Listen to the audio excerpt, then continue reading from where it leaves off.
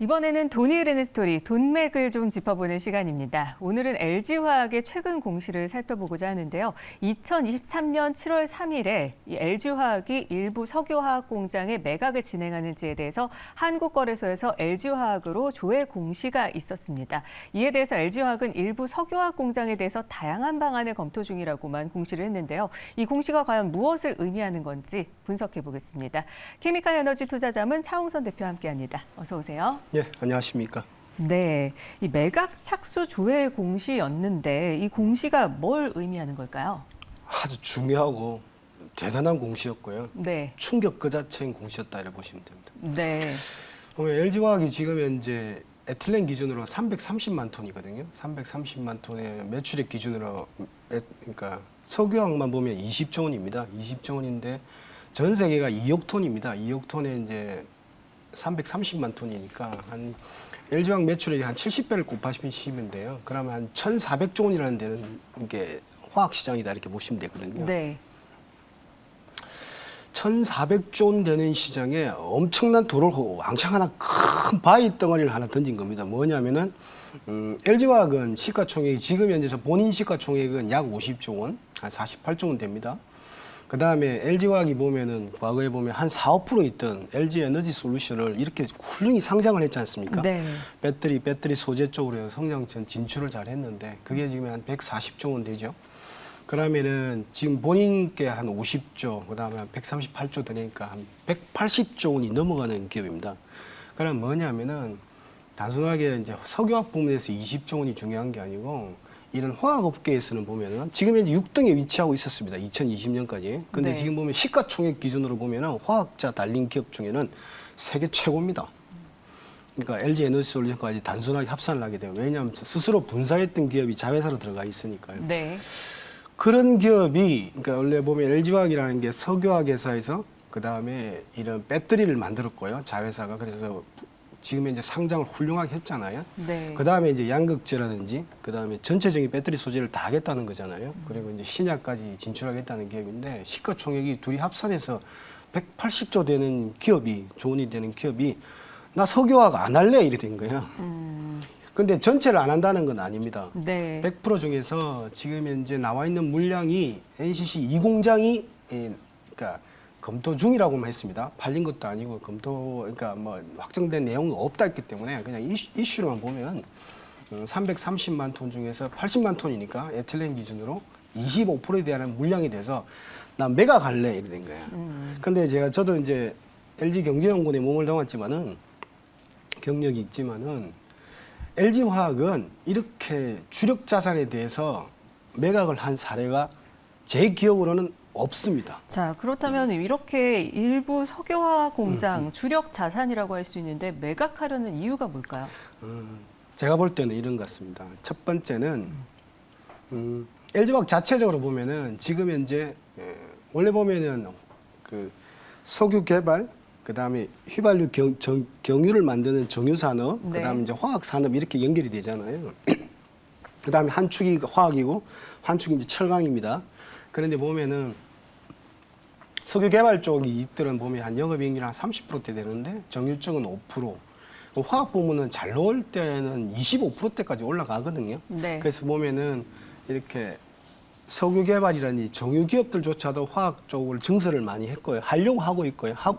네. 많이 하려고 하고 있고 화학 회사들도 많이 크다 보니까 지금 이제 더 하고 싶었던 겁니다. 그래서 증설을 많이 했는데 근데 이제 LG화학 입장을 봤을 때는 뭐가 생겼느냐면 LG화학이 보면 아까 LG 에너지 솔루션을 만들었다고 그랬지 않습니까? 만들어서 네. 훌륭하게 상장해서 한 140조 원까지 올라갔고 이러다 보니까 이게 배터리는 나가서 LG 에너지 솔루션은 잘 하고 있습니다. 그러니까 전 세계 2등이니까요. 네. CATL 다음으로 2등이로서 계속 캐파를 증설하고 있는데 LG화학을 봤을 때는 이제 배터리에 들어가는 소재를 전체를 다 하고 싶은 겁니다. 네. 지금 이제 양극재를 하고 있는데 양극재, 분리막, 음극재, 그 다음에 전해액, 그 다음에 동박부터 시작해가지고 길게 보면 이제 전고체까지 다 진출을 하겠죠, 그죠? 네. 이런 식으로 하다 보면 배터리 같은 경우는 얼마냐 하면은 투자비가 얼마 정도 드느냐면 제가 볼 때는 전체 이제 자동차 시장을 다 바꿔야 돼. 거의 다 절반 이상을 바꿔야 되기 때문에 투자비가 5천조 원 정도 든다 보면 됩니다. 네. 한 개에 비해 담당하기에는 너무 큰 거대한 산업이 있던 거예요. 그리고 또 보면 제가 볼 때는 LG화학이 많이 발표는 안 하지만 LG화학도 수소 사업을 한다고 했습니다. 수소 네. 사업을 진출했습니다. 네. 왜냐하면 C하고 H를 제일 잘 다루는 기업 중에 하나니까요. 그럼 네. 수소 사업 같은 경우는 얼마냐 하면 수소는 이제 전력 생산, 그 다음에 이런 여러 가지 그 철강이라든지 뭐 시멘트 쪽에서 필요한 수소, 이런 쪽 수소, 그 다음에 수소 트럭까지 합치면 그게 1경 원이 들어야 되거든요. 투자비만 해도 1경 원입니다. 그래서 1경 5천조 원이 들어가야 되는데, 그 다음에 LG화학이 발표하는 거는 신약도 발표했지 않습니까? 신약 네. 계획도 발표했고, 그 다음에 석유화학, 화학이라는 게 석유화학도 있지만은 바이오화학도 있습니다. 멀리 네. 보면은. 그래, 바이오화학도 이렇게 여러 가지 친환경 소재 쪽도 진출해야 되고 이러니까 네. 제가 볼 때는 투자비가 과다하게 지금, 그러니까 너무 많은 성장 산업이 있다 보니까 돈이 좀 이렇게 좀 부족한 겁니다. 그렇죠. 그다음에 그 최적화되는 산업 네. 이걸 하고 있다. 그래서 그런 상태에서 이렇게 발표했다 이렇게 보시면 될 것 같습니다. 네, 그러니까 향후 투자 재원을 마련하기 위해서 이런 작업을 하고 있는데 사실 LG화학이 이번에 뭐 배터리 소재, 글로벌 신약 사업, 친환경 소재에 총 10조 원을 2025년까지 투자하겠다고 했잖아요.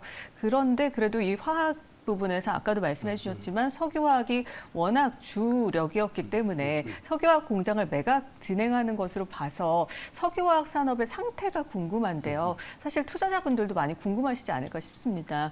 과연 어떤 상태길래 이렇게 매각을 칼을 빼대었을까요? 그러니까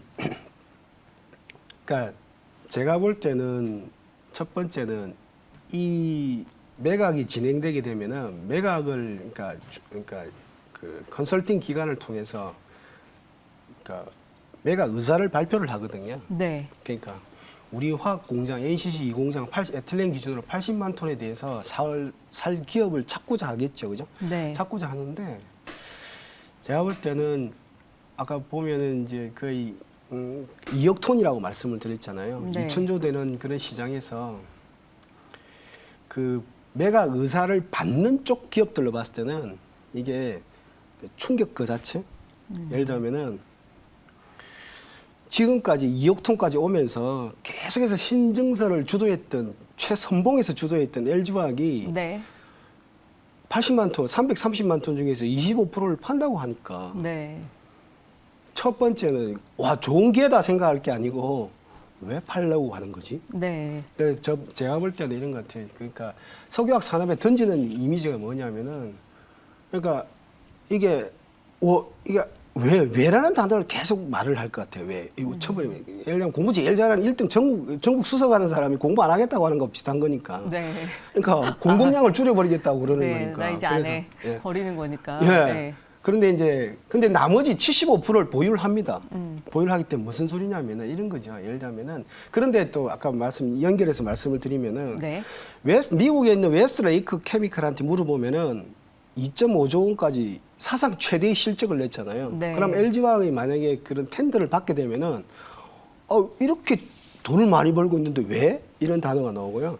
그러나 이제 아시아 쪽 같은 경우는 지금 현재 2.5조에서 예를 들면 3개 기업을 합산해 보니까 다른 기업들이 합사 보니까 트렌드 자체로 지금 적자 상태, BEP 상태에 들어가 있는 거잖아요. 그런 기업을 봤을 때는 나빠서 파는 건가? 네. 저는 이렇게 생각하는데 지금 현재 화학 쪽 시장은 극과 극입니다. 제가 이제 결론적으로 말씀드리고 싶은 네. 거는 미국과 한국이 어떻게 다른지. 예.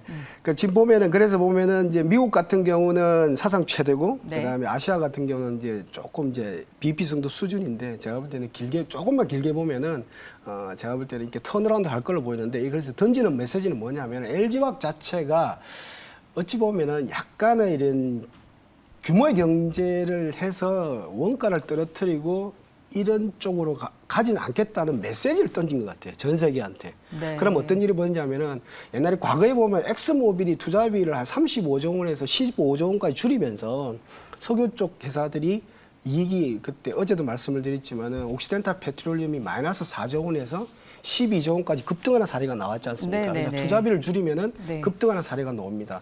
특히 화학은 석유보다도 더 성장 산업이기 때문에 급등하는 사례가 나오는데 그 제가 볼 때는 자 요약해서 말씀드리면은 석유화학 산업 자체에서 LG화학 따라하기가 나올 것 같아요. 무슨 소리냐면은 네. LG화학 같은 경우가 지금 배터리 소재를 많이 해야 되겠다, 신약을 해야 되겠다, 이런 쪽 바이오 소재를 해야 되겠다, 이런 쪽으로 진출을 하지 않습니까? 친환경 소재를 해야 되겠다고 그러잖아요. 그래서 제가 볼 때는 이게 보면 이제 드디어 규모의 경제보다는 이제 오히려 증설을 줄여가는 아니면은 정설이 횡보하는 그런 결정적인 계기가 LG화학이 던지지 않겠냐. 네. 그래서 더 이상 출혈 경쟁은 하지 않겠다는 그런 의지의 표현이다 이렇게 보면 되겠습니다. 그렇군요. 그래서 투자비를 오히려 줄여서 순이익을 높이는 쪽으로 선택을 한다라는 말씀이신데 이 미국 웨스트레이크 얘기 잠깐 해주셨잖아요. 미국 웨스트레이크 순이익은 어떤지 그리고 한국 화학기업들의 순이익 추이는 어떤지 좀 그래프로 좀 살펴볼까요? 예, 네. 보시면 알겠지만은 그 미국의 웨스트레이크 같은 경우는 지금 현재 보면은 작년 기준으로 보면은 보시면 알겠지만은